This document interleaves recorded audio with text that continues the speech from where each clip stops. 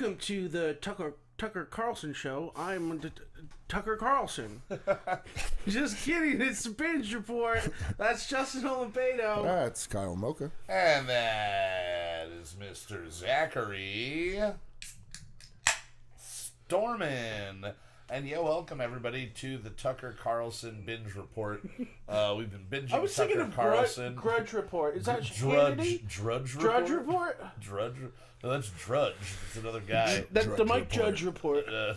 Mike Judge. No, welcome to the Binge Report. Welcome everybody here in the chat. Thanks for joining us. Again, I'm Kyle. That's Zach, and that's Justin. We've got an awesome show in store for you today. We do this live, so we know it's awesome. Yep. We've written it all out. This is a totally scripted show, and we're thanking you for being here to listen to our carefully chosen words. Tonight we're going to be talking about John Wick Chapter 4, which just came out last weekend and is already kind of hitting the probably the best action movie ever made. It's amazing. It's epic, and we're going to get into all of that. But first, we want to, again, thank everybody that's in the chat, everybody that's listening in the future. If you have not yet already, click subscribe, hit the bell. That way you get notified when we go live and when all of our other content is dropping. Plenty of shorts. And if you are in the future, send us tomorrow's winning lottery numbers. Yeah. We'll greatly appreciate it. While we're talking about subscribing and everything, Patreon is now up and running. Oh, yeah. We got a Patreon. You can go to patreon.com/Binge Rampage. Yeah. Yes. Sorry, I was speaking in the middle you messed that up, buddy. You're welcome. Oh, it's on the screen, though. It's on the screen. It is. All right. Yeah, guys. So there's a multi-tiered way for you to get involved and support the channel there. Any little bit is appreciated, and any lot of it is really appreciated. Hey, look at us. It's like we spend all of our time together.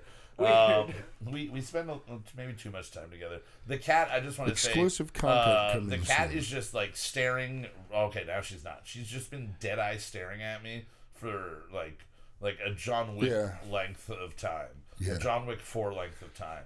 She looked at me for 4 hours. So the way I wanted to kick this episode off is by talking just about the whole franchise leading up to this. Yep. Because you just watched. The first John Wick movie came out in 2014, then 2017, I think 2019 or 2020 was the last one, and then this one, coming out in 2023. I've had 9 years to watch these movies, or to start watching. You did it all in 2 days. And I did it all in over realistically 4 or 5 days. Yeah. I watched starting last Thursday. I watched the first John Wick. It was immediately, I think I texted you in the midst of watching it. I'm like, I'm a moron. I'll admit it right now. I am a dum-dum, and I need to go back in time and have more time to appreciate these movies. Well, I mean, but I feel like sometimes with movies... It held up. They're a decade removed. Oh, yeah. Sometimes action movies do not hold up. Yeah. There are certain ones your The Rocks and Con Air that always hold up. But certain ones, 80s, some bad 80s stuff. I mean, it's hard to watch some of those. Yeah. Roundhouse. Like Roadhouse just... Roadhouse, not Roundhouse. I'm sure there's an 80s Roundhouse movie. Or Sidekicks, there you go. Over the Top. Over the Top.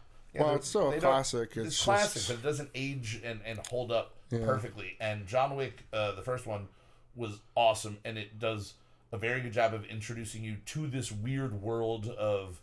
the underbelly of everything, right?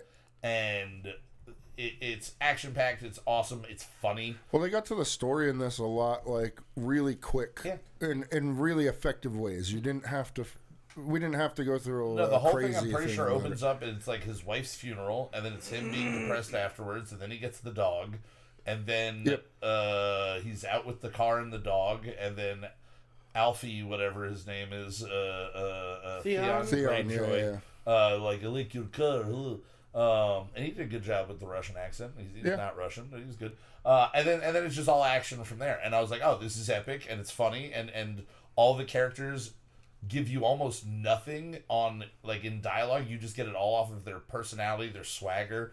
In the first one, there's the female assassin.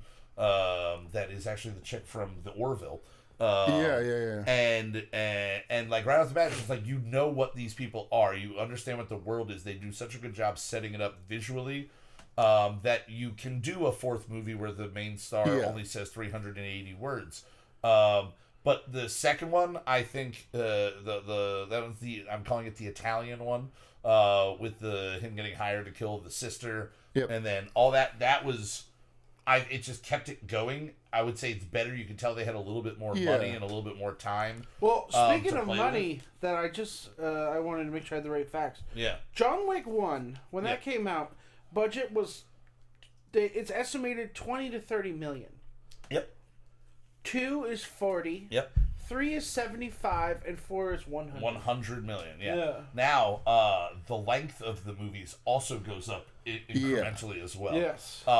Which, I mean, not as the biggest jump, obviously, from 3 to 4. 4 should not have been 2 movies. I'm glad they did it just one big movie because it just kept you enthralled. But the third one, Parabellum, was the one that, like, watching them succinctly, that was the one that felt like it dragged a little bit. Yeah. But to be fair, that is the one that I fell asleep watching. It's the only one I fell asleep. Like, I was watching it late. Like, I finished 2, and I'm like, all right, I'm going to start 3. And then I fell asleep, and then I couldn't do it until after an event and work and all this stuff. Right. And then I fell asleep again. So it did take 3 attempts of me sitting down to watch it. So maybe I had already just been like, okay, I've seen this 3 times now. Right.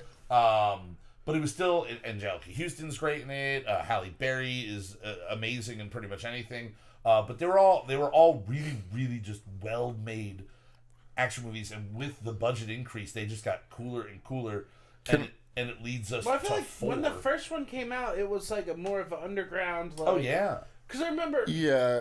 I don't remember in the theater. People were pushing it. Like friends were like, "Oh, you got to go see this." Well, yeah, I remember my dad like getting it on fucking Blu-ray. Oh, there we go. There first it is. One. First one. Sorry, guys. 7 minutes in. I was trying to make sure it wasn't me. Every time it's been me. It was me this time. My dad got it on that gosh darn format of Blu-ray. He was like, dude, you heard about this? We gotta watch this. And I'm like, Keanu's not doing anything at this in 2014. There it was was really kind of nothing. the I was low. like, I was expecting like Bruce Willis level, like, oh god, Keanu signed on for this horrible movie. Well, like a Die Hard. And then we watched it and was just.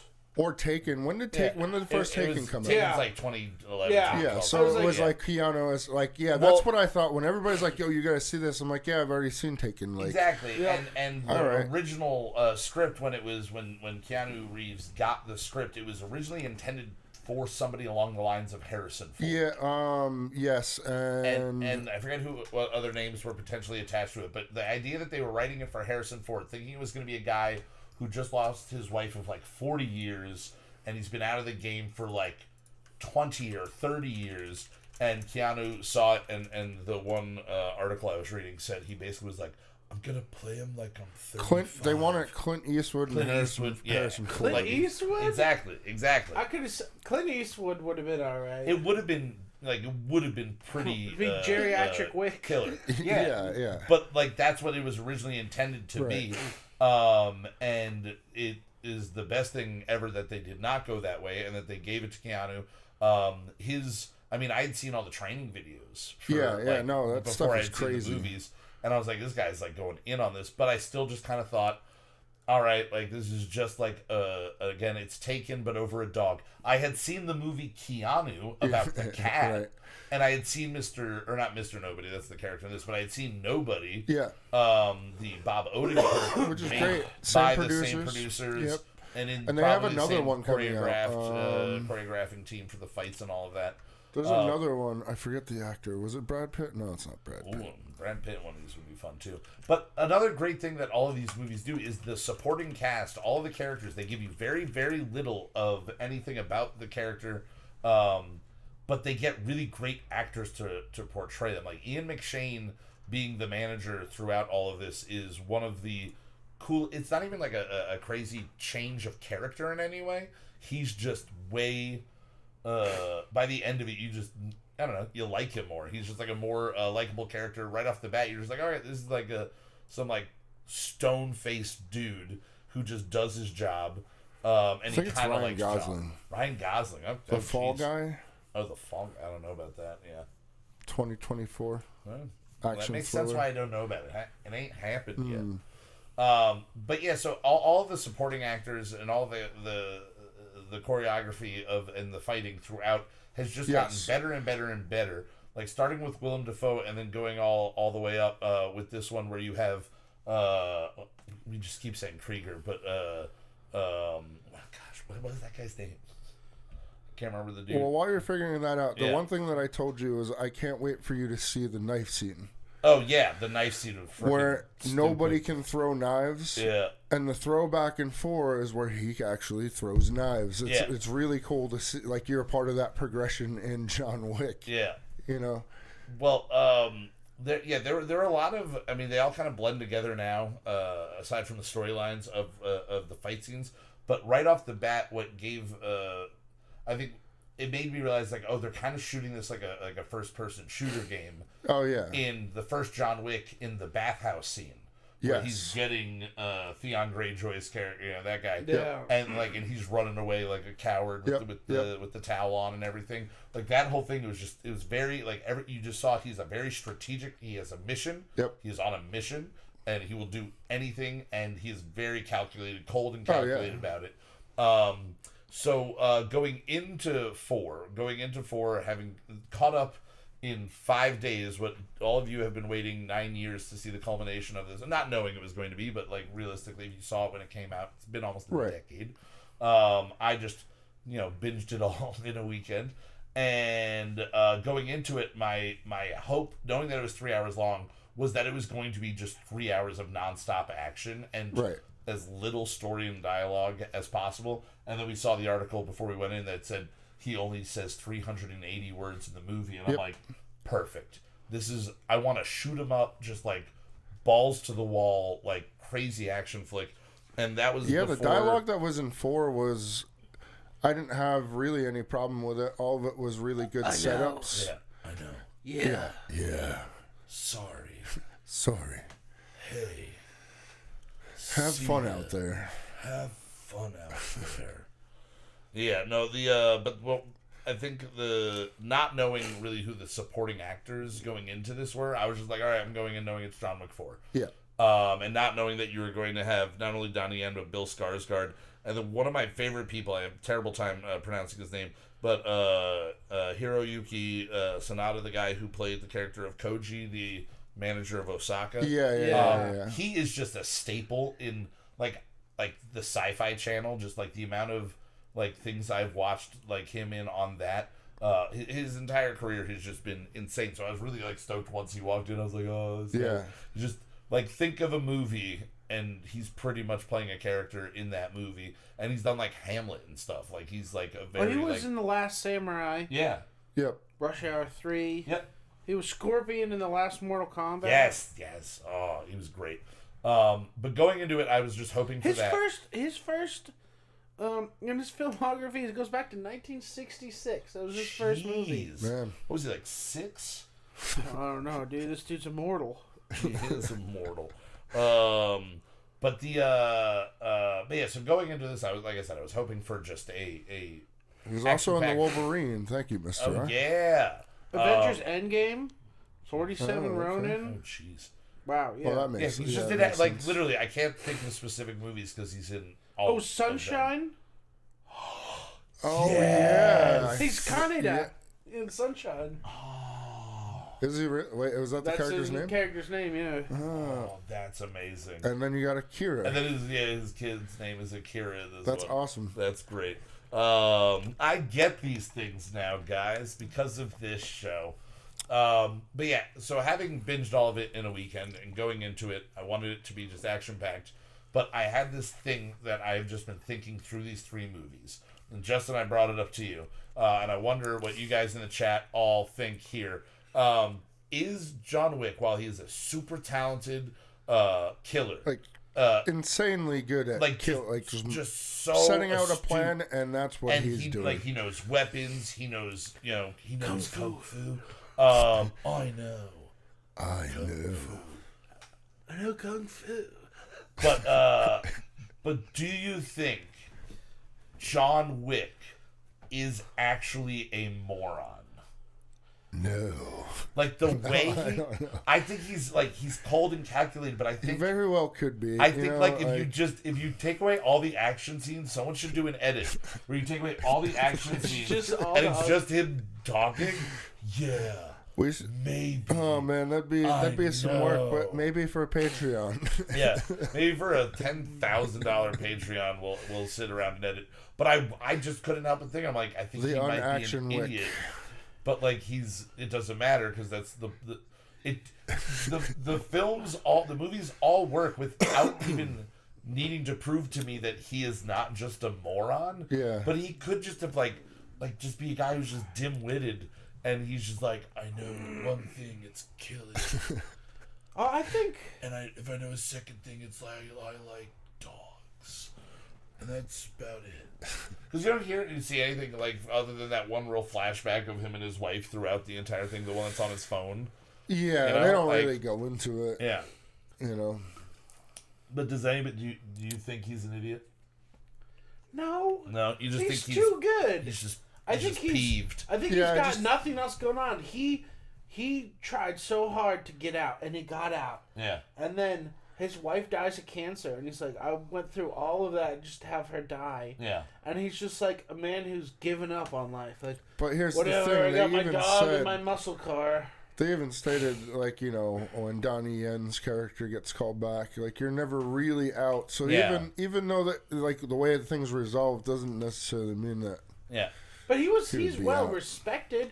Oh God, yeah. Kane, Donnie Yen's character, they're he's good the guy friends. that you called to kill the boogeyman. Yeah, he's good. Like everyone of the, Winston, the old crew. Everyone just likes him a lot. Yeah, they don't like him just because he's a killer. They like him because he's a genuinely decent person. Yeah. Or do they like him? Because they're afraid of him? Because they're afraid of him, although and he's an idiot, and they feel bad for him. They're just like, this guy really tried. That final line. Yeah. Which? Where he calls him son? Yeah. Is it his kid? Oh, or no, is he just using it as son? Yeah, well, I mean, that was basically like a father figure in the very much parts so, of his life. So, I mean, I think a good way to start segueing into this movie, I mean, we're definitely not doing a scene-by-scene breakdown of a 3-hour action movie. And then he shot this guy. He became disillusioned. Life and death became meaningless to him. Yeah, I mean that is very true. much so. Like 100%. I see what they're doing, but I do think we can make that edit happen. Yeah, I mean that would actually be pretty funny. It'd be funny. I want to make that edit happen of him though from Bill and Ted. Well, yeah, put them side by side. I know. Him talking to his character, the two characters talking. Yeah, that'd be and then just Neo sitting in the background. John and Ted. John and Ted. John and Ted and Neo make 3. John and Ted's big blowout adventure of death. Big chatter. Big chats. Big chats. But yeah, so I think going into this one, we're not gonna be doing a scene by scene breakdown. I was just thinking we could do literally just like there's obviously talk spoiler about alerts. favorite scenes. Yeah, what were the moments that like leaving the movie theater were the scenes that you were just like, oh yeah. The first one that always pops in my head. That one was epic. When I go back to thinking about the movie, Yeah. The art and weaponry area, that fight scene where all that stuff is going on, in or the Osaka? glass, the whole glass like art weapons where the archers were practicing and stuff like that. That scene was wild. That was cool, and that scene I remember immediately brought me back to the scenes of when I'm thinking Charon, Lance Reddick's character, and John Wick are going in and out of the vault. I think it's in the second or third. The third where they're defending the Continental in New York. And like that, so that it was very, and then mixed with the whole glass scene with the sushi guy, from part 3, like that, like it was like a culmination scene, and there are a lot of those throughout the movie. Well, I think that was the biggest fight. It had the biggest like enemies that he fought, like those Russian German guys. Every were like single massive. one of those guys is 6'9". like the tan suit guy. Yeah, like suit guys, those dudes like were they are massive. all like they make linebackers look small. Like these guys are. He was climbing on them, and it's like it looks like he's 5'5", like jumping all over them. And I don't believe he's a short guy. And yeah, so that one, and then the other big one that I know that we were talking about walking out immediately was the overhead shots. Yes, the overhead shot was cool. That layout was so. My one thing I wanted to see was the hole that they fall through. Yeah, him and Kane fall through at that one point. I was really hoping it was going to be an over the top shot. They fall and then follow him. That would have been cool. Like it just cinematically would have been cool. But I mean, everything else is. I mean, not to take it away from for what I thought would be cool in that moment. It's like playing. It was like a Diablo style, like top down video game. Yeah. Well, yeah, and then a bullet hell game, especially. Like Hotline Miami. The Dragon's Breath. The 12 gauge. It was such a really awesome, like what seemed like a continuous overhead shot. Yeah, and then there's like in that shot, there's really only one time they cut away, and it's to Mr. Nobody with the dog. Yeah. And then just to kind of jump on that character for a second, holy crap, that guy is great. I was looking up. He's on a couple of. He's in like Winona Earp, whatever that is. I think he got credited for the first John Wick movie somewhere too. But yeah, you were saying you thought you'd seen that. I didn't see that anywhere. But I looked up. He's just like a young 32-year-old Canadian actor who studied martial arts and like weaponry before he ever got into acting. So this is like right up his alley. Yeah. But he played the role in such, I was saying it when we walked out, it was like a Wesley Snipes cadence. Yep. That was just like, it reminded me of Wesley Snipes in like Demolition Man, but also more so in the U.S. Marshals, the sequel to The Fugitive. Where he's just, and then a lot of it's like the running around, but him with the dog and him just going nuts. And nuts. That's great. Nuts was said more times than John Wick had sentences. Yeah. But I mean, how many full sentences did John Wick actually speak in this? I mean, there were a handful. I mean, at one point, Zach leans over to me and just goes, "That's the longest sentence in the movie right there." And it was maybe 8 words. Yeah. It was just like, "I'm sorry that I have to do this right now." Yeah. It was that length of a sentence. It's when he's before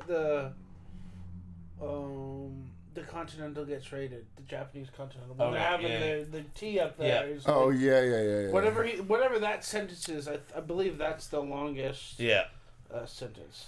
Going back to Nobody or Mr. Nobody, I like how they you didn't know which way he was gonna go. No, on the whole it was thing. kind of the Willem Dafoe role from the first movie. Yeah, like which he's had throughout. All the way Lawrence Fishburne's character, obviously being like a helping hand. Right. But this is the what I thought Willem Dafoe was doing in the first one, which was like, I'm going to wait till everyone else is dead and then I'm going to take him in. Yeah. And that seemed to be more straight up what this guy's plan was until the moment, which is one of the more like emotional moments, I guess, where the big Russian guy or whatever he is about to shoot the dog. Yep. And John Wick doesn't shoot Nobody and shoots the guy instead who's about to shoot the dog to stop him from killing the dog. And it's just kind of like no dogs are gonna die on my watch. All right, so the sentence is, "You and I left a good life behind a long time ago, my friend." That's it. Longest sentence in the whole. John Wick says in the whole movie. In the whole movie. But yeah, I think I don't know. Every set piece that they had was great, but the set piece of Osaka was just like so awesome. Ornate and beautiful, and really cool. And first when they came in. And he called all the guys, the archers and everything. That whole thing was really the bow and arrows. That's really cool. Well, they opened up all the cooler doors. Yeah. And me and Zach was like, duh, that's what we... Yeah. Because we've all worked in kitchens, so we're used to opening them and just seeing food that we have to prepare. Yeah. But to swords see... and swords and bows and everything.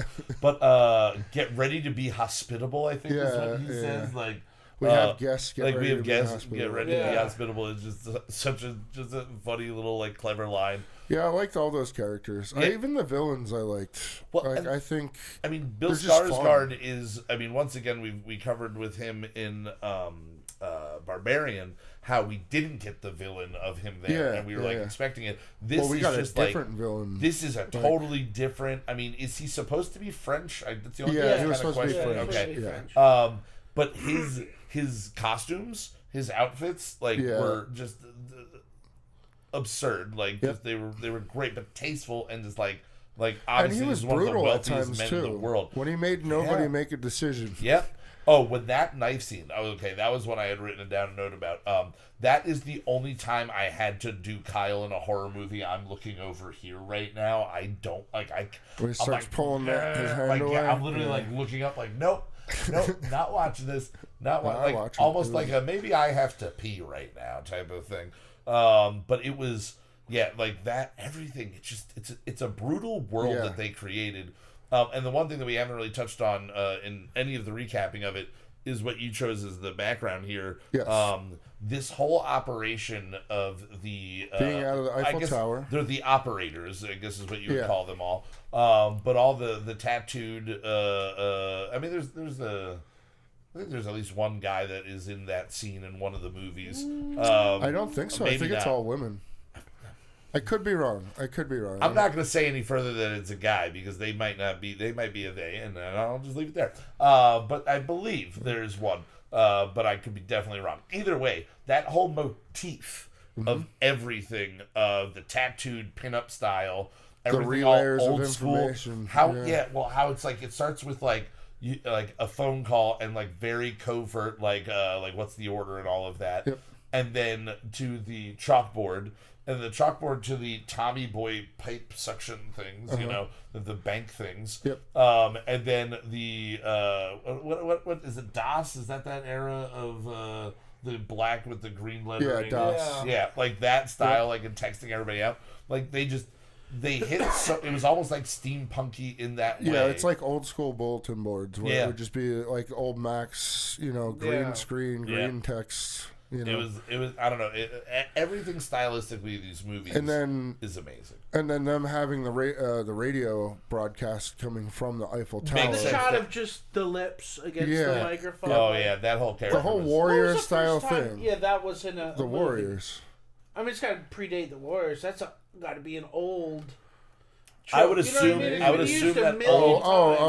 Like in a I can see in like an old 40s, radio, like doing something on the radio. Of the way that shot is. The lips but everyone close up, knows that shot. Yeah. But the lips close up to the microphone going over the radio. Yeah, and then there was the shot that you pointed out of that you leaned over to me and you go, "This whole thing that's happening, Ghost in the Shell."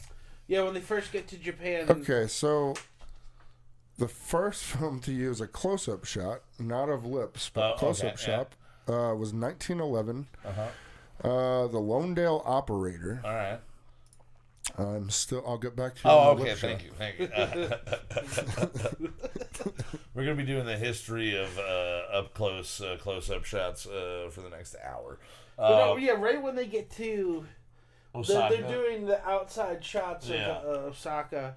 And the music that's playing with the traditional Japanese, I don't know what the name of the instrument is, sort of that bong instrument. Yeah. You know what I mean? And the establishing shots of the building where it's straight Ghost in the Shell. Hell yeah. Which was straight up Akira. Yeah, and then the one character's name is Akira, again on that. But I think the coolest scenes in the movie that we've talked about, don't touch... To me, I can't find that information. The coolest, dang it! Sorry. The coolest scene is the stairs, the stairwell scene at the end. Yeah, that is where definitely John Wick falls. He gets climbs. Pushed back. He climbs up 20 sets of stairs. He falls down 20 sets of stairs. Yeah, the lady on the radio says there are 222 steps to the top. Which one of you is gonna I don't know if she rhymes and says make him stop, but I forget rewrite. But But that whole scene, and honestly, anytime he and Kane are fighting, like, it's epic. But that is where you finally get them, like, side by side going up, and when John fights all the way to the top, and it's brutal. He gets all the way to the top, and then he gets kicked down and just goes all the way back down. And then Kane is there, and he has that interaction with him where he's just like, where the clock is, the bell tower is going off at 6 o'clock. And they said like 6:03 was sunup. And he's got to be there by sunup. And he goes, what time is sunup? And he goes, 6:02 or 6:03. Yeah. And he's like, oh, I really need you to get to the top of the top of these stairs. And he's like, yeah. And gets up. And then from that moment, going up the rest of that way was just like an onslaught. This is kind of like, I don't know, it's hard to review and recap that much action. There's so much stuff. That's another, going back to the what was it, Osaka? Was that where it was? Yeah. So we're gonna blow up Arasaka. Him eating the ramen while everybody else is dying. Yeah. Just awesome eating scene. and the guy looks at him like, are you gonna do your thing? No, he's gonna let everybody die because it's not his people. You know what I mean? Like, well, yeah, and then Zach, you turned to me at that point. You're like, he's eating ramen. No, you went. He's eating soup. He's eating soup. Yeah, no, that scene was great. Soup. It's just him, a silhouette of him eating soup. Yeah, there was. Sorry, ramen. Ramen. That's what I assumed. He had chopsticks in there. Yeah. But I find it hard to eat the broth with the chopsticks. I find a way. I turn them into straws. One drop at a time. Yeah. I'm getting better at eating rice with chopsticks. Like when I first got into like, I'm only eating like the food with the like what I'm supposed to eat it with. Yeah. Like especially if you're out somewhere fancy, man, rice was just. I just avoided ordering rice because I couldn't like. You need good sticky rice. Get it. Yeah. You gotta cover it with sauce, and then it gets a little bit more clumped up, and then you get your lighter out, and you start drying it out so it becomes hard, and then it's just a brick, and then you can pick it up really easy. You eat walnut chicken. I don't respect your opinion. Another cool non-action shot was the boat scene. Oh, the underground. Yeah, when the king decides to spread his wings or whatever he said. Yeah. That shot, that boat was just gorgeous. Yeah. That's like a James Bond or something boat. Like an old model of boat was definitely has been in other action movies, especially James Bond. Sure. It reminded me a lot of the of the boat. Captain Ron. No. Everything reminds me of Captain Ron. That's not fair. No, the boat scene in Indiana Jones and the Last Crusade. Yeah. When they're just like speeding all over, and then like he's got the dude, and he's like, "Why are you trying to kill me?" Yeah. It reminded me of that era of boat, but either way, it is a gorgeous specimen. Yep. But then the cool shot of the underbelly of France was great. I don't know, like the duel, like to get to like the big thing at the end, the duel like is a very well like paced out and plotted thing. Yep. And it's epic, and you get the two of them both not wanting to have to do this, but knowing that that's all there is. Yep. And exactly as you were saying before, everybody in this world respects John Wick. So like to be like, listen, it's between me being able to have my daughter alive and well, and not only that, I get to be freed of all of my restraints, and I get to go like be with my daughter. Yep. And that's what's great about this movie is, even though there isn't a crap load of background in everything, like they just showed you all of that in a few short scenes, and you know what's driving this character. When they explain Donnie Yen's daughter, they show him sitting in a park listening to some girl play violin, and in that 10-second thing, he opens his watch. Has a picture of her. But he's blind, so that's what threw me off there. And he's far enough away that you understand, like, oh, that's his daughter, and he's like hiding out, looking at her because he's. And then after that, he's told that he was standing too close, like he was getting too close. Yeah, that your time. daughter was almost in danger, type of deal. We didn't talk about the revenge. There is revenge in this beyond John Wick. Akira and her dad. Akira and her dad, yeah, because Akira, so that whole character storyline. And he did pull an Afro Samurai and he said, "I'll be waiting for you." Yeah. That's what it Afro Samurai? What's that? Did you say that in Afro Samurai? Yeah, like especially in the video game, there's a cutscene where it shows like somebody looking for revenge, where they're like, "Oh, I know why you're here. I went through the same thing." Had a cut scene where the guy was just like looking at the little boy and like, "When you're ready, I'll be waiting for you." Oh yeah. But yeah, so that's going to lead us to what the post-credit scene is. But the other thing that we didn't bring up is, so there's that the character of the fat guy, and all of that whole scene in the club. Awesome. That might take it a little. It's still not as good as the staircase scene. Or the Osaka fight, but that was still really cool. But the whole entire time I'm leaning over to Zach, just going, I think that's Ryan Reynolds. That's not Ryan. I 100% was like, I'm thinking of Ryan Reynolds in the movie Just Friends, where he's in the fat suit. Yeah. I'm like, it looks a lot like him, but it's actually a guy named Scott Adkins, who's been in the Undisputed movies. Yep. And yeah, he debt collector as well. But that character was just hilarious. But that was the guy that he had to kill to get back into the good graces of the team or the family, so that they would support him in his challenging of the duel. Because I guess that is really what the plot of the movie is. They keep bringing up roles and consequences. Like, nobody's above the table. Like, that's what they keep bringing up. Like, nobody's above the table even. And he has already killed one person that was at the table, basically, in the in the very beginning. In the earlier movies.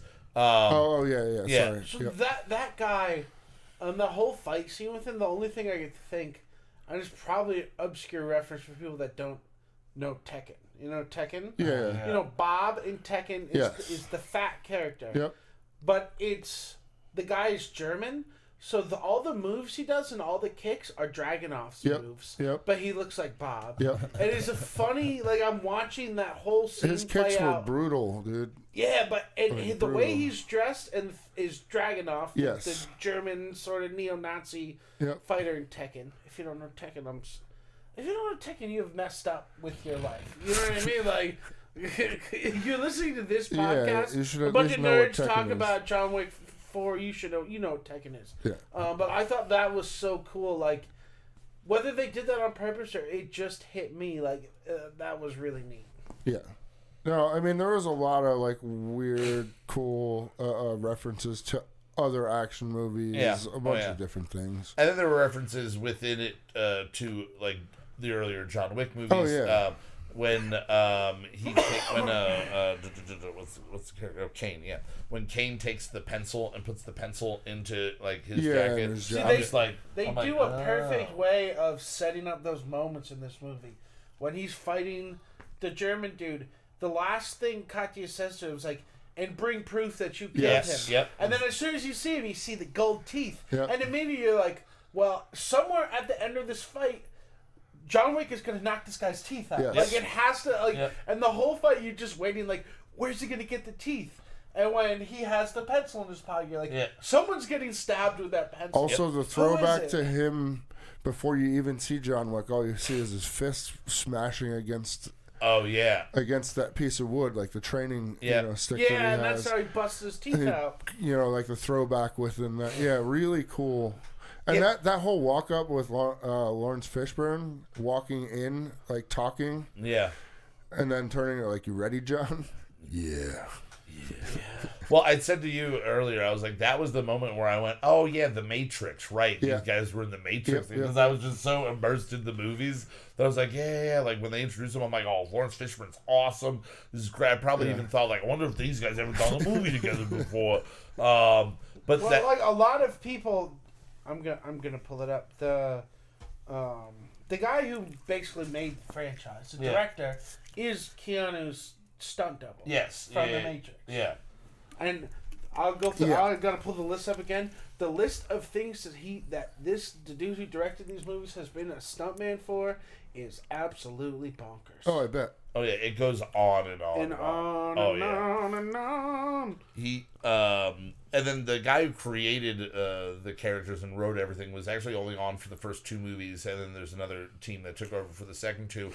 But if I hadn't looked that up, I would just assumed it was all the same. It was all the same. Like, it's shot everything. very well. It's just honestly, like, again, like, it feels like it's a weird movie to try to like break down and review, like I said, because it's so much action and it's so much you just have to go see the freaking movie. And it's set up in a way, for me anyway, that like I'm like, oh yeah, nobody shot anybody because they all have like armor plated things. Oh like, yeah, I'm well like, the everything doesn't seem unreasonable, and then Yeah. you get into John dropping from like 5 stories or twice, 2 different buildings, and then 2 putting a different movies. giant dent into a and then bus, just kind of and walking then just away. Gets up and walks away. Yeah, It's well, like, oh yeah, that's real. He's got plates and stuff. Yeah, in but the it's jacket. that's where the point in those movies where it crosses over into my fandom of things like the Fast and the Furious. Where I'm like, I like this because it is ridiculous and over the top. Yes. And there's no way in hell that this would actually happen. So but they do beat him up and he gets bloodied and he gets Yes. stabbed and he's shot and he's actually dealing with the pain. Yep. So it makes it slightly more realistic. His name is Chad Stahelski, the director. Oh yeah. He directed all 4 movies. So this is just a small list of people he's been the stunt double for. Brandon Lee in The Crow. Okay. Obviously, Keanu in The Matrix. Right. Keanu in The Replacements. Okay. He was the whole martial arts coordinator for the last 2 Matrix movies. He was the fight coordinator for Van Helsing. Okay. He was a fight choreographer for Constantine, another Keanu movie. That's awesome. Yeah. Mr. I and know Mrs. he really Smith. wants to do that. He was Johnny Knoxville's stunt double in the Dukes of Hazzard movie. Johnny What? Knoxville is a stunt double? Probably for the driving part. Oh yeah. Oh yeah. Because this guy did like Torque and some other like more driving movies That's where funny. he was a driving. It's stunt funny that double. where I was trying to figure out a way in most of the movies that I was like, oh yeah, you can go to this. Oh yeah, we were talking about how all the movies that we've done. I was like, I wonder if we can web them all into John Wick somehow. But dude, so since this is just from 2007 up, and you know every single one of these movies, he's a stunt guy in. Shoot 'em Up, I Am Legend, Jumper, Speed Speaking Racer, of- Wolverine, Ninja Assassin, Iron Man 2, Expendables, Hold the Tron front on Shoot 'em Legacy, Up, okay? Season of the Witch, The Mechanic, Immortal, Safe, the new Judge Dredd movie, G.I. Joe movie, The Wolverine, 47 Ronin, Captain America, Deadpool 2, and then he was the second unit director for Civil War and Birds of Prey. Jesus. It's just the amount of things this guy Yeah. has done is Yeah, this guy is absolutely action. insane. Yeah. Going back to Shoot 'em Up real quick. Yeah. My thought on the characters, I love both Paul Giamatti and Clive Owen. Clive yeah, Owen, yeah. Yeah. Both great characters. Actually, all the characters I have no problem with really in Yeah. that movie. Same thing about John Wick. They're all fun. Paul Giamatti in Shoot 'em Up is just out of his mind insane. Yeah. Oh yeah. And even Bill Skarsgård is out of his mind insane in this. Yeah. It's just that I wants... do feel like the actors were given as much range to really like express the characters because again, there's no background story to what they are. It is what you are presenting on stage. Yep. We don't have time for the story like that. Just We be need that to- character. Yeah, be that character. person. Walk in, Yep. and every character in this series does that really, really But well. I like, we didn't talk about it yet, how Skarsgård's character never fights anyone. No. Other than that one scene where with the knife and Mr. Nobody puts the knife in his hand. Yeah. There's no fighting. He doesn't actually kill anyone, and you get this sense that he's just like because he doesn't have to worry about anything when he's I with the know, knife but scenes, he's like you know an what I mean? upper management Yeah, sort of 100%. assassin. Yeah. You know what I mean? Well, it's He, pretty like, much they said the table gave him free reign, so, or basically, so like it's like go deal with make sure it's But done. Go deal with this it problem. makes him hateable even more. Oh yeah, Oh yeah. Because Oh, yeah. he's not like He's a not getting boots his on the ground he's not sort getting his of. hands dirty with anything. yes. It's that level of mafioso because that's kind of what the whole idea of the table is like based on. It's like a made man. Like you're at the table, you're a made man. You Actually, can't he touch a did made kill man. one person. Who does he kill? Wait. He Oh doesn't yeah. shoot Winston. Oh yeah. You're right. Oh yeah, but that's not like a fight. You know what I I know mean? it's not a fight, but Yeah. he did kill. Yeah. Wait. He who actually winds up.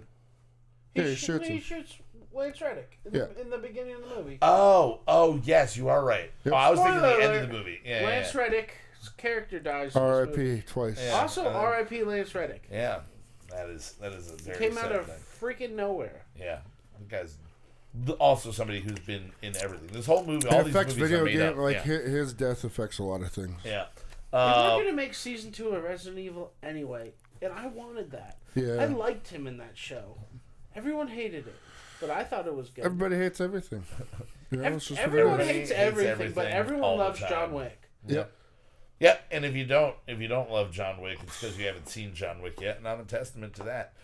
So going to the end there, there's that duel between Kane and John with the sweet old the one thing you kept revolvers. Saying was no, they were single shots. Single shots, sorry. You know, pistols. The stair scene where Kane pops out and he's like, "What time?" And he goes to the thing. He's like, "Well, I need you to get to the top of those stairs." John. Yeah. And so they get him to the top, and they have the whole scene with the pistols, being given the one bullet at a time, 30 paces apart. Yep. And they both shoot, they both hit. Yep. Nobody goes down, so they go 20 paces apart. They both shoot again. Keanu gets hit. Keanu gets hit in the shoulder. In the shoulder, or no, he gets hit in the gut at that point. And Kane's shot, I think, in the side, ended like he nipped like his shoulder in the first one. But then it gets John Wick got shot in the stomach on the third shot when he goes down. Is that the last shot? Okay, so yeah. shoulder and like skimmed on his arm, shoulder. Okay, shoulder. And then so there's the shot where they go, okay, now 10 paces apart. Yeah. And I'm trying to remember exactly how it broke down. So 10 paces apart, they call fire. So they calls fire, and then John gets hit. John falls down. That's the third shot in the gut. Yeah, you see this really cool shot of just like kind of silhouette-y, blood splatter. So he's down. Kane gets confirmation that he is released and that he and his daughter are both safe. And then, as Skarsgård takes the pistol, and he's like, "Am I good?" And he's like, "Yeah, your family's good. Yeah, your family's good. You're good to go." And then he goes to shoot John, and then Winston goes like, "You arrogant fool," or "You like pompous ass," or whatever he says. "You arrogant fool." He didn't shoot. Yeah, and then he just. And I love the best part about that. Right, square in the forehead. Is no one stopped him like. They call the. They didn't say the adjudicator. Harbinger. Or the harbinger. The harbinger. Yeah. Clancy Brown's character. That's a great role too. You can tell that he does not like. Well, he's said it to him multiple times. He's like, "Yo, you better check yourself before." And you see on him, he is also missing the same finger that John is missing because he's had to go and get himself back in. Right. Yeah. So I think what this movie winds up doing is perfectly setting up the ability to explore more in this world. Yes. And before we get to that, like to wrap up how this movie ends, obviously John, in a previous scene, had discussed with Winston that what he would like on his gravestone. They all kind of talk. They're all talking about it in the boat. They're talking about it in the boat. Lance Reddick's like, what did I put? What I put on it? Like friend. Yeah, friend. Yeah. And then he goes, loving husband. And they're like, what? And he's like, my gravestone. I wanted to say, loving husband. Yeah. And then, so at the end of the movie, after John gets hit and goes to leave and then dies on the stairs, going back down, is seen to go down. Yes. Nobody is ever dead until you see them die for real, till they're on an autopsy with a why, and even then they might not be. It's the magic of movies, right? So they are. He goes down, and the next you see is the gravestones, and it's him next to his wife's loving wife and loving husband. It says John Wick, and you don't really get a full resolve on nobody with the dog and everything like that. You don't really learn much more about him, but that leaves that wide open. In the contract of John winning, John winning, because we didn't really talk about it. They're going around and basically shutting down all the Continentals. And they blew up. They blew up the New York one. So Winston gets his reinstatement. He gets his place rebuilt at the cost of the table. All that is approved even after Skarsgård's character gets shot. and then they so they had all of the crap. Where was I going? They had all of so John goes down. They have the funeral type scene and all of the that. Gravestones. So Winston's set up.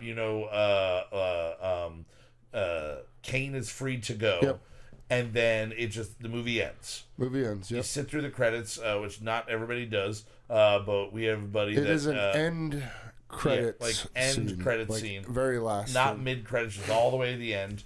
You get Kane walking with a bouquet of flowers to a girl, giant once again, smile his on his daughter, who's playing violin, and then you get the big smile on his face, walking up with the flowers. And then you see somebody walking through the crowd towards him, and it's Akira, who takes out a blade and starts walking up towards him, and then it cuts again, and then it all ends there in loving memory of Lance Reddick, which we did get confirmation was something that they added after the fact. It wasn't in the original send, and they sent it to all the theaters as a new download, and you added to the end of the film there. So with that, the big thing for this, I think, is the speculation on what's going to happen next. Well, with all of it. Personally, I don't think that John Wick is dead. I think that if you think back to that final scene, where they are both skilled enough. I mean, yes, Kane is blind. I understand that. But being as good as he was, knowing where they're going to be, basically standing across from each other, I feel like they are such good shots.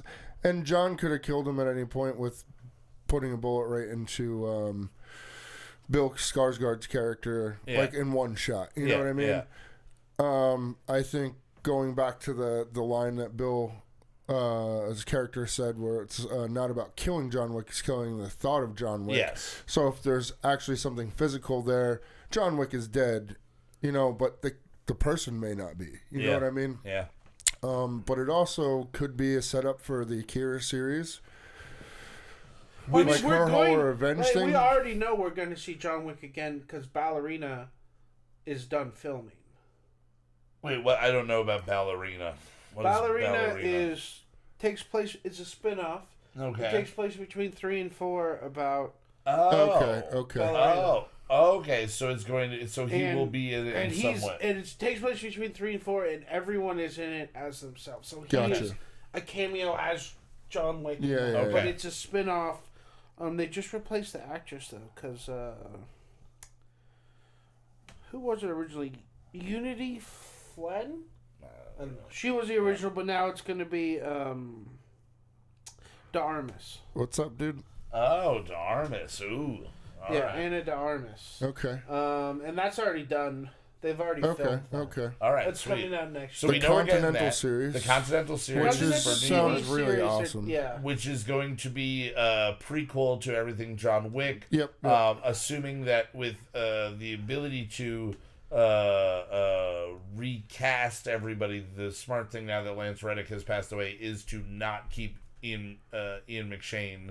And go with a younger actor do we know to play if the it's younger versions just going to be 100% just focusing on the Continental, or is it going to be short stories of other assassins going out and doing things? I don't think there's From what I read, it's supposed to just be about the New York Continental. Yeah, and the operation. So there might be stories that are happening around and within that are like new characters or other characters we've met before. People hunting people But there's not like a lot of solid info word on that one. Yeah. We know Ballerina is done and going to come out. Yeah. But I mean, it's a really cool concept to a series. If you like this world, it's almost like one of my favorite things in Altered Carbon was the hotel. Yeah. I didn't like the hotel being a character. It's an AI. It has like guns and stuff like that. But the whole it's like thought on of Discovery eventually. Ship games. Well, just like any Star Trek thing, the ship is as much a character as but in Discovery the ship becomes a character at some point. Oh, okay. Yeah. Spoiler alert on what was the other sci-fi show where the ship was actually a living organism? What was that? If we're talking about anime, Outlaw Star in the ship. It's not anime. Also, what was that? Farscape. Farscape. Yes. The ship is a sentient being. Yes. It's like a space whale. Yep. Yeah, really cool. Now, with knowing what we know about things that are potentially coming out for the John Wick world, those are awesome. What would you like to see that you haven't heard? Is there anything that in this world that you want to see them in the explore? John Wick? In just the universe of what they created like here. Like the Continental... The Assassins, the Continentals... I don't know. I feel like they set up two characters that we don't really know anything about. The Nobody series would be a great thing to watch him and the dog, like doing their thing. Daughter thing, because she's just going to be bent on revenge. And if John Wick is... I mean, I could already see a storyline here where you don't know, like, you don't see Keanu until the very end because she's out for revenge, finds out he's alive. And that's the last person. And that's the last... You know, pull almost like... Pull a good old Tokyo Drift on him. Kill Bill it. You know what I mean? Like, that type of thing. Have Han walk back in eating some snacks, But you could have it so that he actually went. There could be all kinds of things because she obviously he's living the life of Brian from Fast and Furious off camera somewhere for 9 movies. Yeah, I think the one thing that I want to explore more, I thought it'd be. I mean, they wouldn't do it. But I think it'd be funny to do a workplace sitcom based in the Eiffel Tower, like in that, that just whole the thing. lives of all the tattooed pinup style peoples. That would just be like what happens when the lady on the radio goes off her shift. Like what is their life like? Because they know all of the information. Yeah. So it's like, how many of them are probably also part-time assassins? Because they're like, yeah. Wait, I'm getting paid $12 an hour to write $40 million on this board. Hold on, hold my chalk. I'm going to go get me a shot gun in the style of The Office. Yeah, but just confessionals. Yeah, exactly. Yeah, the call came in. It said 16, and she wrote 14 on the board. And we got this big thing about. I said, Steph, you got to listen to the radio better. No, man, no. There's an H in John. No, it's not John like that. I know. We were talking about this before. They killed the wrong one Jonathan. again. You killed Jonathan Wick with an E at the end of it. This is the wrong guy. You got to double check before There's you put it up there. There's not even a Q in this name. Yeah. What? John Q. Wick? What are you watching? Watching Denzel again? Stop watching John Q. We've told you before, your obsession with Denzel movies is affecting your workplace. John Quincy Jones has been dead for 100 years.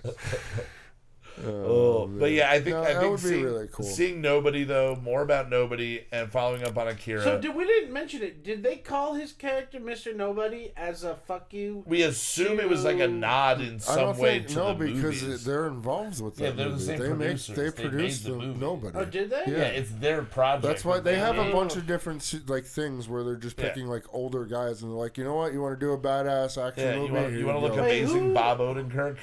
Who was the production company made that? No, I'm pretty sure the producers made that. Yeah. Was it the same guy? The director have a hand in it? Same writer and producer. Okay. Yeah. It's a great. I know that you're not going to watch it because of Eric, but it is an incredible movie. Well, someone watched it and said, Nobody is way better than John Wick. And it was someone whose opinion I respect absolutely zero on film. When this man tells me he saw a good movie, I go, well, I'm never watching that. And when they say, I saw this movie and it sucked, I'm like, I'm in there. Like, it's going to be my new favorite movie because we are exact opposites. No, Nobody is really good. Nobody was so good. I never want to watch John Wick again. I said, well, I'll never watch this movie again. No, that's not a true statement. Yeah, they are two separate, different, different movies. Yeah. But it is awesome. But does Nobody exist in the John Wick world? I don't think so. No? I don't know. I mean, he possibly could. That'd be a fun little crossover. I mean, he's not an assassin. I just think that all, moving forward, all assassin movies should just exist in this world. I mean, they could do it is just perfect. With the Eiffel Tower. That's all you would need. But honestly, you don't need to ever tie into anybody else. You just say it's within this world, and you can make you can take any action movie that's already happened and be like, well, technically, that was within the world of John Wick. You know what? Any movie we make from here on out is in the John Wick universe. Yeah. Actually, because I got a good idea for that. Yeah. You're the lowest level assassin, like you just got into the game, and you keep running into John Wick, and you're one of the guy when he's killing 100 guys, you're just trip and fall and he thinks you died, and like you accidentally just like keep like you're not even trying to kill John Wick. You're like, oh, finally, I'm taking a vacation in Paris. Like, oh no! Everything you do, John Wick is just ruining your life. But like an idiot falling into a fortune, people are just like, this man has survived John Wick 12 times. One of the guys you're supposed to kill, John Wick just mercilessly kills, and one of those things you're like, damn it, now I'm not even getting paid. Technically, that was Wick. What? That was Wick, yeah. Well, no, I think, I mean, for anybody that's listening to this that hasn't seen it, yeah, I don't know what's wrong with you.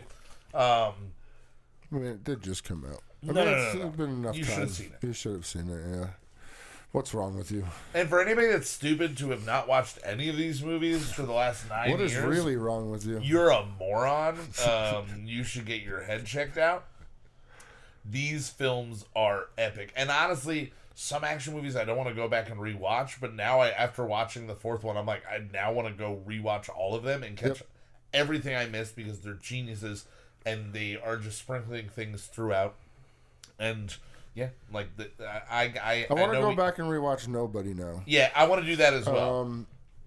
Just because, I love Bob Odenkirk, and it's just a character that you're not expecting from him. Bob Odenkirk. Even just to build it, the bus scene. If you've not seen Nobody, the bus scene in that is wild. Yeah, no, it's epic. Is this good as the bus scene in Speed? Because that whole movie's a bus scene. No, Odenkirk doesn't outbus Keanu. The thing I like about Nobody that you don't get in Wick, which is would make the movie totally boring, I think, because he would just be laying around all the time. But in Nobody, there's actual, like, he's like getting himself destroyed. Like he's physically not capable of doing things after a while. I do like that about the John Wick things. They actually get injured. When you know the superhero movies, when the guy's down on the ground, they're like, the bad guy's finally about to kill him. They do like that back handspring flip, like ha ha, like a Dragon Ball Z. Yeah. Like when John Wick gets up, he's like, he's stumbling. My God, he's stumbling.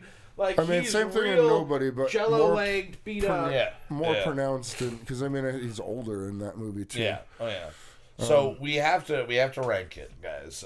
We rank all of our things 0 to 100 for those that do not know. Are we doing the complete series, or are we just doing this movie? I mean, we can do both, and then one and then the other. I think we should. We should do both. I think we should do this movie on its own first, and then the series as a whole as a series. Yep.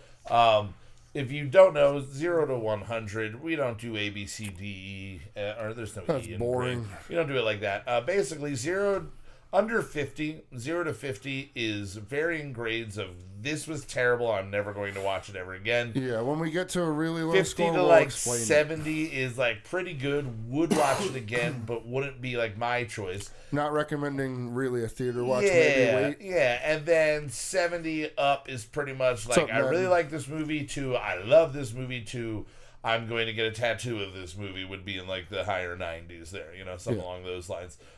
So with that being said, Justin, what do you give John Wick Chapter 4 on its own, 0 to 100, as an action movie, as a martial arts movie, however you want to make it, a revenge movie? 89. 89. Yeah. All right. It is a really fun. Oh yeah, action. no, that's the bold fight scenes, and properly so. We got all kinds, from swords to just gunfights to the nunchucks. We even bring up the nunchucks. Yeah. I love that. Oh my God. Well, that was in the Osaka. That's why I'm saying. I think that was the most. I think that was the best fight scene. You are right. That he was didn't really do epic. Bruce Lee nunchucks. No. Which is cool.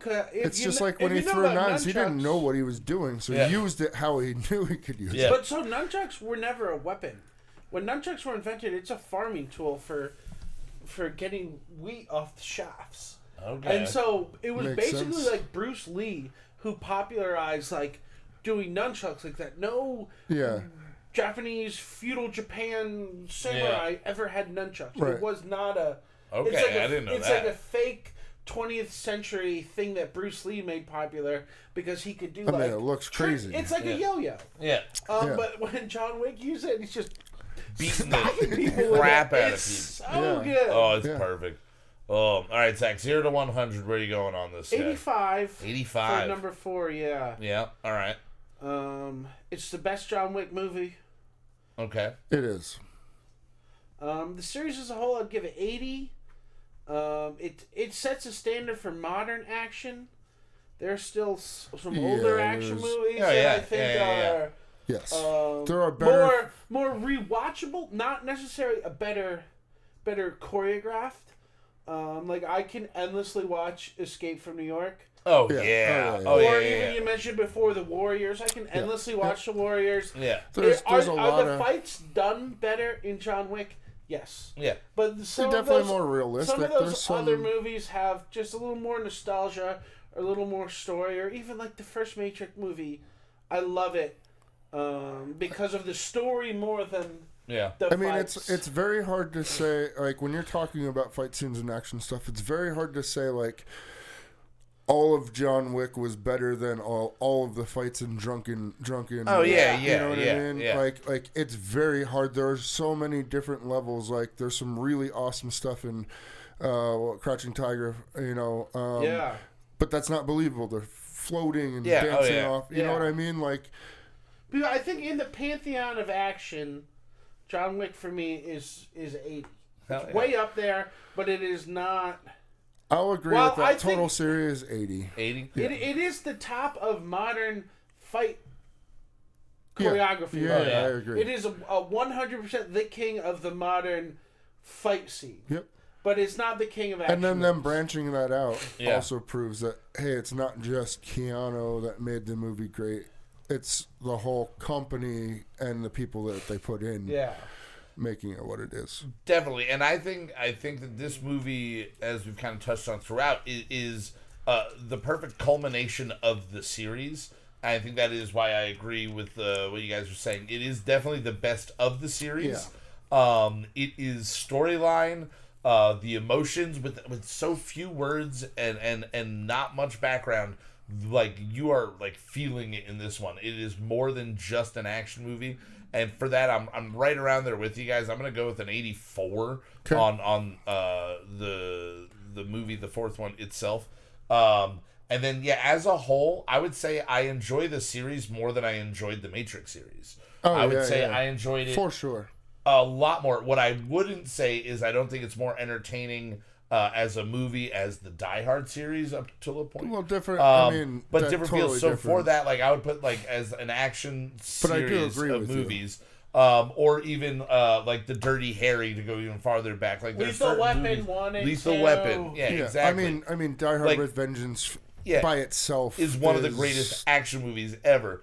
But for what it is, it still is. I'm actually probably a little bit higher. I think I'll give the whole this one. I'm giving an 84.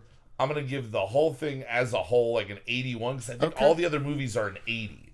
Like I would give each of them individually like an 80. Parabellum maybe a little bit less, but again, that's probably just more on me. Now, a quick thing to add on, knowing that Keanu Reeves has been one of the biggest people. Joey? Yo, Broken Toe Joe. Biggest stars of action. Where do you think he sits in the overarching, like, best action stars in, let's say, modern film history from, like, 80 to now? Like, give you the Rambos and the Terminators. Where do I put him, like, as far, like, in front of or behind people? I'm just saying, do you think he's a top 5 action star of all time? Is he on the face? 10, I would say 10. Top 10? Maybe 15. Probably not 5. Because I'm thinking you give him the speed, you got I mean, even stuff like Chain Reaction in the 90s, and now you've got The Matrix, and what then about Johnny Mnemonic? Johnny Mnemonic, like literally even the bad ones. I mean, what was that? What was the one movie that they did like the weird canvas painting over all the? Oh, the Scanner Darkly. Yeah, Scanner Darkly. That's not an action movie, though. It's not an action movie, it's a link later. But just as a straight up action star, like I feel like this has to put him like cutting out like I don't know, like cutting out Bruce Lee and like people that were like early, like the Chuck Norrises of, I guess Chuck Norris would come in the 80s, But Chuck Norris is number one, right? Aren't we on the internet? I mean, he is the greatest. I mean, person if you ever. add all the people that are in Expendables, maybe take out Jason Statham because. Yeah. Oh, okay. I do like Statham. All right, rephrase my question. I do like Statham. Rephrase my question. Is it wrong that he's never been in the yes. Expendables? Yes. Should he be? That should be John Wick 4. No, well, then that would make them part of his Keanu's universe. action though is not like tough bodybuilder. Very smart. He's not a Stallone action. Yeah. He's more of a gun guy. Yeah. You know, he is fighting hand to hand. Yeah. But he's definitely He's more precision. Yeah. Yeah. Yeah, he's a surgeon with his skills. Yeah, as opposed John Wick versus Christian Bale's character in Equilibrium. Who wins? Oh, I think Bale wins in Equilibrium. I think Bale. That's a good movie. That is a good movie. Well, guys, let us know what you think about it in the chat there. Or what about John Wick versus Christian Slater's character in Heathers? I'm going to go Christian Slater on that. He's going to blow him up somehow. He's going to do it. Yeah. John Wick versus Jack Black's character in Shallow Hal. I was going to say School of Rock. School of Rock. The kids win. The kids win. Yeah. Jack Black and all of the kids versus Keanu Reeves real life. Real life? I think Keanu in real life is cool, though. Yeah. Well, Keanu's right. He's really into guns. He's really into cars. Well, he's really into motorcycles. He's had a very rough his personal life has been very rough. Very bad. Which is probably why he's such a kind-hearted and like he's had a lot of luck in life. I think also that the loving life. Husband was also probably a thing to his wife. Yeah. You know what I mean? Is this his third character named John? He's John in Speed. Oh, he's John in Speed. He's Johnny Mnemonic. He's John Wick. He's Johnny Silverhand.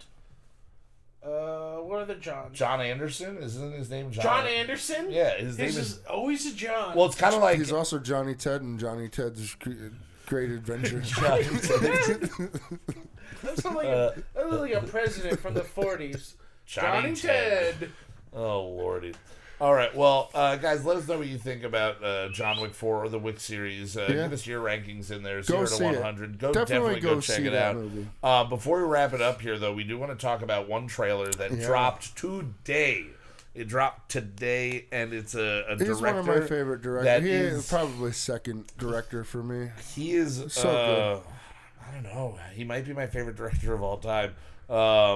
Wes Anderson dropped his new trailer for. Looks so good. Wow. No. Did you watch The French Dispatch real quick? Did you end up seeing it? Oh, yeah, I've seen it. I wound up seeing that. But Asteroid City is the name of the movie. It is being billed as a romantic comedy.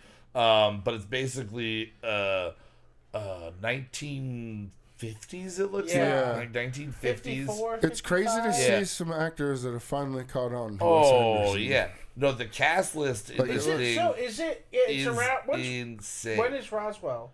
47 was Roswell. Okay. So the cast list for Asteroid City is... Where did you go? Schwartzman for sure. You got Jason Schwartzman, Scarlett Johansson, Tom Hanks, Jeffrey Wright, Tilda Swinton, Bryan Cranston, Edward Norton, Adrian Brody, Liev Schreiber, Hope Davis, Stephen Park, Rupert Friend, Maya Hawke, Steve Carell, Matt Dillon, Hung Chow, Willem Dafoe, Margot Robbie, Tony Revolori, Jake Ryan, and Jeff Goldblum. Which are like 2 or 3 names that might not really ring bells, but once you see their faces, you're like, oh, that guy from that thing, or that lady from that thing. The aesthetic of it is just roadside attraction, the poster's great. Think Fallout. Like very Fallout looking. Oh, that is true. That is very true. I didn't think about that. Yeah, but it's all about a camp of like future astronauts that are all like staying at this one spot, and then there is an actual very with aliens going on. But in the way of Wes Anderson, it is very poignantly shot.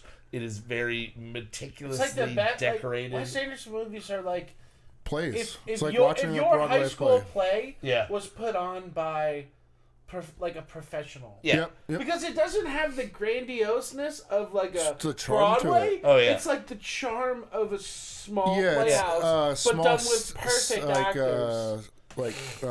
Set decorations. Yeah. And real like how can we do a lot with 50s, very little? Like 50s set backgrounds of like, this is what the mountains look like. Yeah. You know what I mean? Like, I'll say Wes of everybody Anderson, that's man. in this list that's going to be in this, and based on the short preview that is now available, I'm very excited to see what Steve Carell Me does too. Yeah. in a Wes Anderson movie. and Tom Hanks. Tom Hanks has never done it as well, and this seems to be a bigger character. But I love that it's Wes Anderson, so Schwartzman gets the lead role. They've cast a kid that looks just like him as his son, that looks so much like him in Rushmore. Also, it is terrifying. You know you're gonna see somebody pop in and out. I mean, Bill Murray did it in Darjeeling, where he literally misses also, a Bryan bus. Cranston being in this is going to be a cool addition. It's like when Moonlight Kingdom, you got Bruce Willis and Edward Norton, and you went, Yeah, wait, the I two love of that. them are Yes. going, like, oh, okay, let's see. Yeah. Because as I was saying before we went live, Wes Anderson,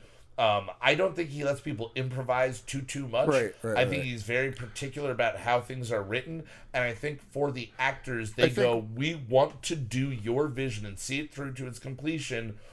He's probably not an ass in the way that he's not going to I think let ideas bounce. in the sense of what I was saying is that he lets him go with the character that he's developed. But I feel like they lean into we're going to be his 100%. toy dolls that he gets to move around the set. Yeah, And we're going to say it exactly. I'm sure he gives line readings to people. It's like, no, I want you to say it like with this cadence. Yep. It's almost like, it's not iambic pentameter, but it is pretty much my version of that.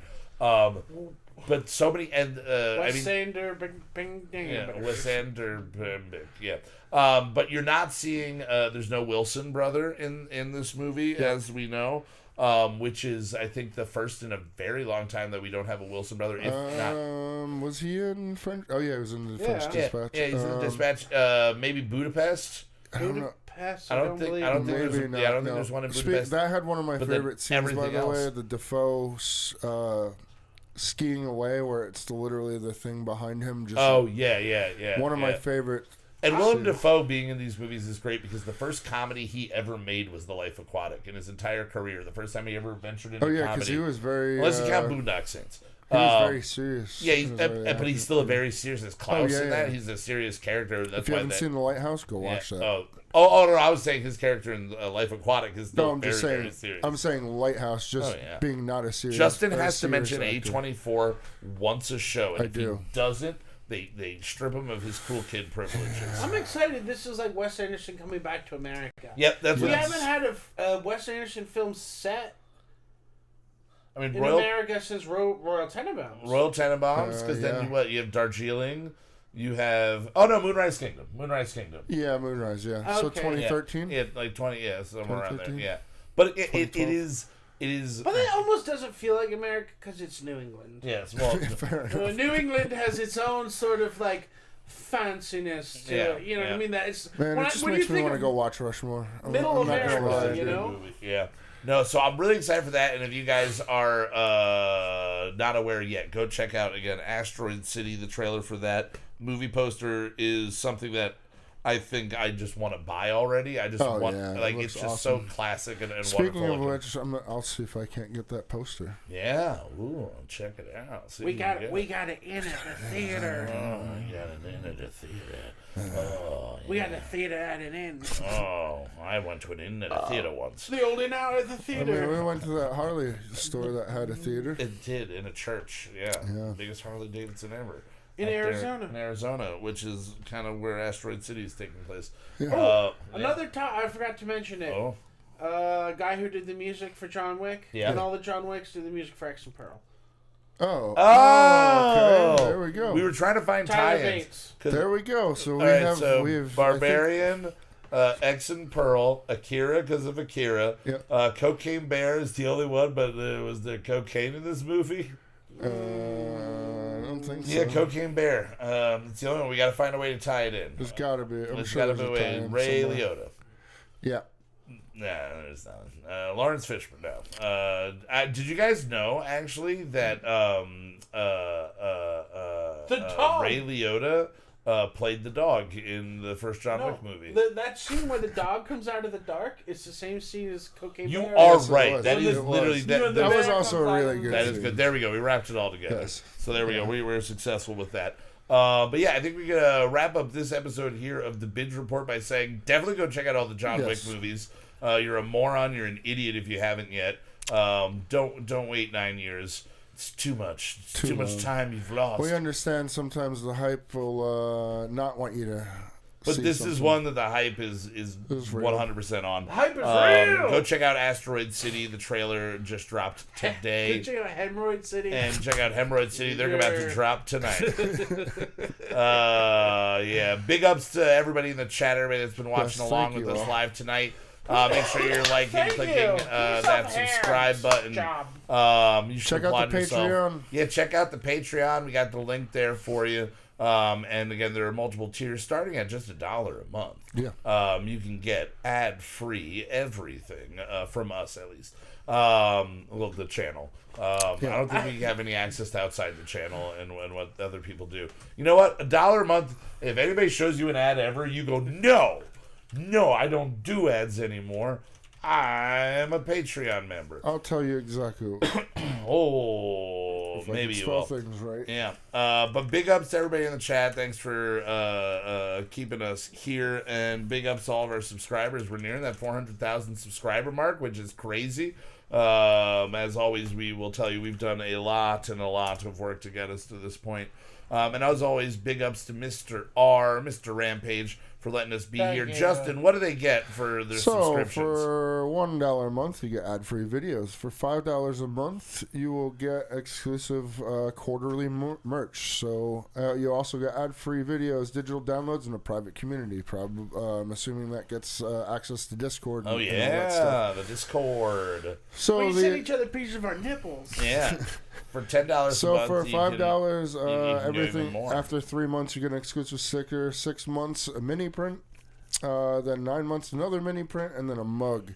Heck yeah. For $10 a month, you're getting ad-free videos, digital downloads, private community, behind-the-scenes content, exclusive content, and exclusive voting power, along with all of those quarterly merch. And those votes, I'm pretty sure, go to what type of underwear we all wear on our live shows. Yes. No one vote for me, because I don't wear underwear. We're going to make you. We got information. Discord will be popping soon. Heck yeah, guys. So make sure you go again. Check out the Patreon.